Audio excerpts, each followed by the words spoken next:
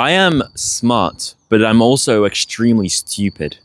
Honestly, even me saying that sounds like out loud sounds stupidly weird because it's so contradicting, but it's the truth. I am smart, but I'm extremely dumb, stupid. Give me a equation or a test or some engineering question or something to do with maths or science even to a huge degree, and I will not understand. My mind will blank out. Even when it comes to politics, yeah, sorry, I do not want to be in that conversation. When it comes to business or when it comes to just like accounting or I don't know, just a lot of those terminologies that even I'm struggling to come up with at this point. Because I don't want anything to do with them for the most part. I really am lacking in that department. I'm so stupid. I can even be gullible at times, sometimes deliberately for, my own humor. But yeah, I'm so stupid, yet I'm smart at the same time. In what way, you'd say? Well, I would say in a way where I question something that not a lot of people do. And it's true, because I wasn't born to know what I know. I was born a blank canvas. Everyone was born a blank canvas. My parents were not the most smartest. Yes, they went to university. They also actually studied psychology, and I say also because I like psychology. I didn't study it. I mean, I kind of am a student of psychology. I mean, I'm a student of the world, to be honest. But yeah, but I didn't really learn much from them when it comes to what I know now, when it comes to human physiology or psychology or philosophy or just a lot of things that I know now. When it comes to what I know now, it's not derived from my parents for a majority of the part. And I've had to learn it myself. I've had to question myself. I've had to really find out the answers myself because I've decided to question, do the research, and find the answer that way compared to a lot of other people who don't. So yeah, they're book smart and I'm not book smart, but are they aware of the positions that they're in life? Are they aware of where they're going? Are they aware of how to critically and strategically think about their life in the current moment and where it could end up, and if they're satisfied with that outcome, if they think they'd be fulfilled with that sort of outcome? Because a lot of people are not. A lot of people are not. And it's like, they're book smart, but then they end up living a life they hate. And it's like, why aren't you aware of that? Why weren't you aware of the positions that you're in now and the positions that you could be in the future? Or the position that you actually are in, but, you didn't think about in the past, or you're not even aware of now. You could still make a difference now, right? You're old, but you can still make a difference. There are people that do that. So I guess in that regard, I'm a lot more aware of how to be a free thinker, especially when it comes to myself and my environment and other people around me. So there's that, right? But then there's also, I'm a huge fan of psychology. I love questioning and knowing and really thinking about human nature and how body language and why this person is treating that person in this way and what that body language is saying about that person and why they're acting this way. Why do they look like this and why do they act like that? And why is their face like this? Like, I'm not talking about like, oh, their lips and everything. I'm talking about like their facial expressions and their hand movement, and they're playing with their ring as they speak to you. It must be a sign. Maybe they're anxious or nervous, or maybe they're hiding something. Maybe they're lying. So you see what I mean? It's all those things like that. Okay, why is this person smiling at me? Why are you staring at me like this? Like, what is it? Like, I love the language of body language, but I also love the ability to be more socially aware because it's not something that anyone or everyone has. So many people lack social awareness, and it's such a powerful skill in this world because if you have the ability, if you have the mind to be socially aware, I believe that you can really make it up in life. It's good for networking. It's good for knowing more about the world, about yourself, about human psychology. And that's another thing as well. Psychology. I love psychology. I think I already said that. But yeah, what else? Sociology too. Philosophy. Love that as well. Being able to critically, strategically think, but also learning about the past and how they ancient Greek times, ancient Rome as well, ancient Italy, ancient Britain, right? How people of that time were thinking, and how comparing that to how people think today, in the day and age we live in the world of technology, and how, so of course, I'm just spitballing here. I'm just going at it. I mean, I have no script. I'm just saying it as I'm saying it. But I'm really a strong advocate for speaking my mind. And I believe that that is another reason as to why I say I'm smart. Now, I don't like to use this phrase, oh, I am smart, because I still feel like a fraud. I still feel I still feel like an imposter. I still feel like I don't, it's weird for someone to call themselves smart. You can own it and be confident with calling yourself such a thing, sure. But I think it's, in this regard, it's better if someone else says that you are instead of just boasting that you are. I don't know. There's something a bit icky about just saying, yeah, I'm smart. I don't know. It feels a bit icky me saying that a little bit, I still feel like a bit of an imposter. Like, am I really though? But so there's two things I've mentioned, but then there's physiology, right? So I guess I am a huge advocate for chemistry, biochemistry, applied human physiology to be specific. If I'm speaking too fast in my videos, please let me know in the comments. But yeah, I have a habit of doing that. Anyways, yeah, I love applied human physiology. I love knowing how food processes within the body and knowing and questioning why people eat this, what it does to the body, seriously what it does to the body, short term, but also long term, how someone can look a certain way because of them eating this. But then why is it that, they would believe that being a vegetarian or a vegan is better or healthy for them, and the mindset and the psychology behind that, right? So much. But I love to question. I yearn for that kind of knowledge. I yearn for, and now I'm getting into reading books because I want to expand my mind, and the thing is, like I said, I'm not into political stuff. I'm not into maths and like physics and engineering and like business, even though I'm not too bad at marketing, apparently. I guess that just comes with the fact that I've had experience in business. So, because I actually owned a business, which I actually still do, to be honest, but that's besides the point. When it comes to a lot of the technical jargon and all the logophiles that like to speak so articulately about certain things to do with money and business and financial situations, I am, especially political stuff as well. Count me out. I think even like a couple of months ago, I think even now, I barely know much about the UK Prime Minister. I know more about Donald Trump than I do about the Prime Minister of the country that I'm residing in. Crazy.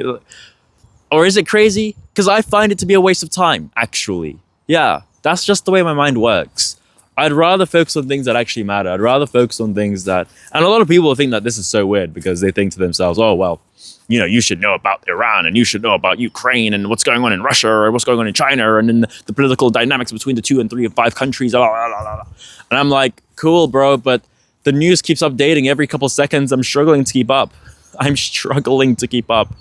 I'm hearing those things on TikTok, on Instagram, or there's a few YouTubers that I watch and they talk about political situations in an entertaining way that I find pretty interesting because of who they are, but how they're saying it and what they're reacting to, right? And it's actually entertaining. That's where I get my news from. But if I'm not watching them, then I don't know about anything, seriously. Because there's always something. And is it worth keeping up? Exactly, which is why I believe it's a waste of time, honestly. It's distracting me from what I actually should be doing in life. Therefore, I don't really see much means to really following those news trends.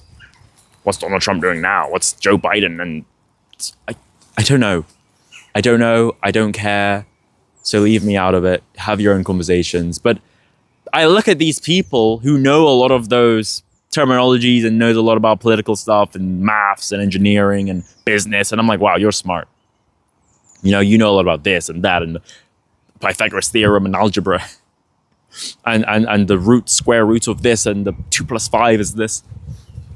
You know a lot about that. You are smart. I am not. I am not book smart. I'm not. I just love to think. I just love to question. And I just love to know about things that actually matter. I'm not saying maths doesn't matter and science doesn't matter and political stuff doesn't matter. Those things does matter for sure. But I'm saying I only focus on the things that matter to me.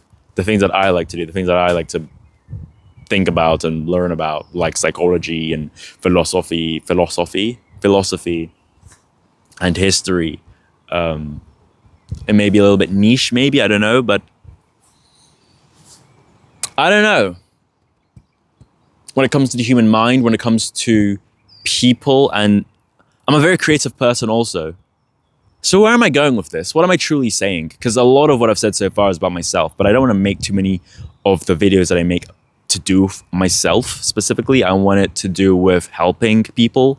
Yeah, talking a bit about myself, but also being able to help people so that they can live a better life, because that's truly what a lot of my videos are about.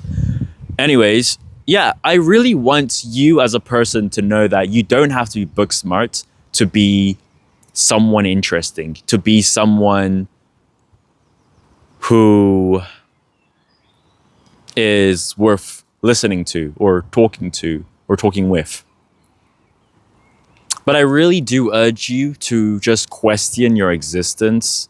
I know this can be a little bit of a huge thing, for lack of better words.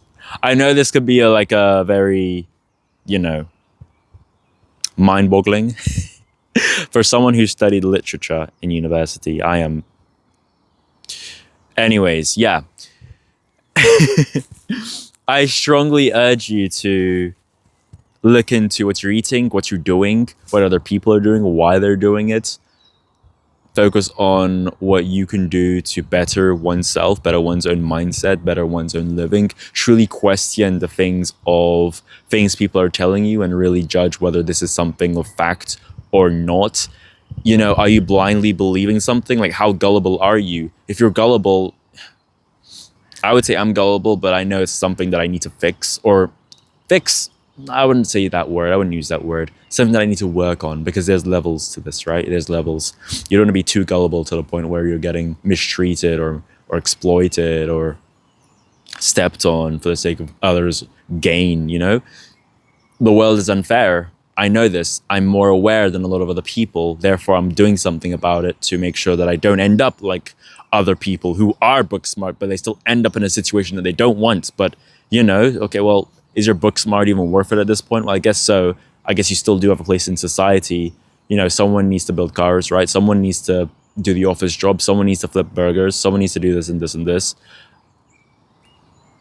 But then there's other people that want to be their own boss and make a lot of money. But here's the thing. There's another question, okay?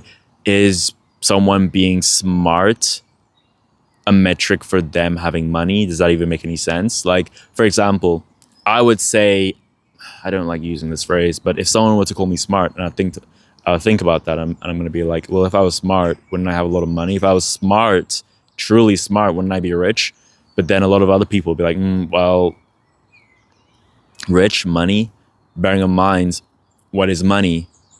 Why is money something that people really care about? Oh, because you need money to buy things. But money is not a real thing. It's just a bunch of numbers. It's just a bunch of paper. It's an object, an item that people give value to. And the more value that people give, the more value it has. And people can use that value to buy or purchase things, and et cetera, et cetera. And is that something worth striving for? Well, I guess, unless you want to end up homeless. So is it wrong to want money? I don't think so. But a lot of people like to think about money as an evil thing. Oh, it's the devil, or it's, if you want money, you're greedy. Oh, if you want money, you're an evil person who is greedy and wants money, and But I don't think that's a bad thing. But I understand where they're coming from. So it's looking at things from both perspectives, which is why when it comes to making friends, or when it comes to meeting people who I'd want to trust, not like I would 100% trust anyone. So then there's also being aware about social dynamics when it comes to trust and et cetera, things like that, psychological things like that.